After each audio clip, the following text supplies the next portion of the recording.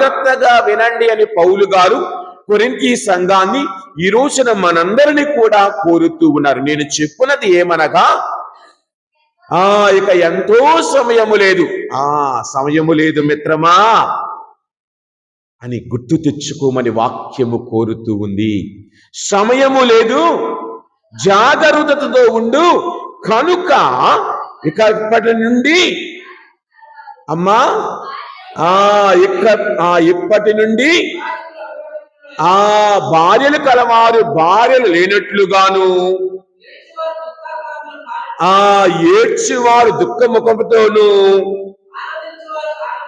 ఆనందించేవారు ఆనందము లేనట్లుగాను,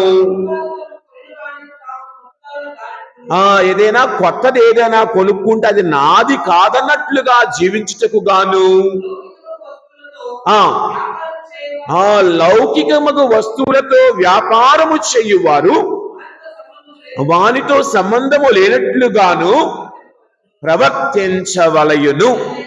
ఏలయనా ఈ ప్రపంచం ఇప్పుడు ఉన్నట్లుగా ఇక ఎంతో కాలము ఆల్రెడీ మారుతూ వచ్చింది, ఇంకా మారిపోబోతూ ఉన్నది. గమనించండి, 2025 సంవత్సరం జనవరిలో ఏ విధంగా ఉన్నామో నేటి సమాజం అలాగ లేదు. కంప్యూటర్ యుగంలో అనేకమైన విప్లవాత్మకమైన మార్పులు రావటం, కంప్యూటర్లో కాదు వెంటనే అవన్నీ సెల్ ఫోన్లో కూడా వచ్చేసింది. అదేమంటే ఈజీగా ఒకప్పుడు మనం ఓ ఫ్లెక్సీయో ఒక డిజైనో చేయాలంటే ఏం చేసేవాళ్ళం, టీటీపీ ఆఫీస్కి వెళ్ళి ప్రింటింగ్ ప్రెస్కి వెళ్ళి ప్రీ ప్రెస్ దగ్గరికి వెళ్ళంటే కంప్యూటర్ ఆపరేటర్ దగ్గరికి వెళ్ళి కూర్చొని చిన్న కాగితం మీద మన డిజైన్ అంతా చూపెట్టి నాకు ఇలా కావాలి ఇలా కావాలంటే ఆయన మన ముందు జస్ట్ బిల్డప్ వేసి ఇలాగా. ఇప్పుడు అదే మనం ఇంట్లో కూర్చొని మనకు కావలసిన డిజైన్లో మనంతటి మనమే, అది జనవరిలో లేదు, ఫిబ్రవరిలో లేదు, మార్చిలో లేదు, గత 2-3 నెలల 4-5 నెలల నుంచి మరీ విపరీతంగా థంబ్నెయిల్స్ పెట్టడం. ఒకప్పుడు వేరే వాడిని అడిగేవాళ్ళు,